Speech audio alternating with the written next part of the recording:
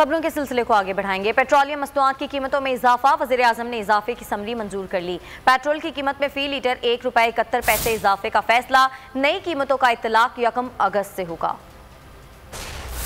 Petrol फिर महंगा, आवाम महंगाई के लिए हो जाएं तैयार। हुकूमत का पेट्रोल की कीमत में इजाफे का फैसला। ओगरा की सिफारिशात पर कीमतें बढ़ा दी गयी। पेट्रोल की कीमत में फी लीटर ₹1.71 इजाफे का फैसला। लाइट डीजल की कीमत में इजाफे की समरी मुस्तरद कर दी गई। पेट्रोलियम मसनूआत की कीमतों में रद्दोबदल के हवाले से सिफारिशात पेट्रोलियम डिवीजन को मौसूल हुई। पेट्रोल की कीमत में ₹1.71 फी लीटर इजाफा, जबकि हाई स्पीड डीजल की कीमत में ₹2.27 फी लीटर कमी की तजवीज़ की गई थी।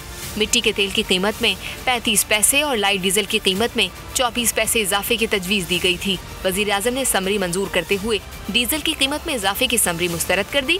नई कीमतों पर अमल दरामद 1 अगस्त से होगा। दूसरी जानिब LPG की कीमत में ₹10 किलो इजाफे की अफवाहें गर्दिश करने लगी। मार्केट में गैस की कीमतों में गुज़िश्ता 15 रोज के दौरान 2 मरतबा इजाफा किया गया। LPG की सरकारी कीमत ₹170 है।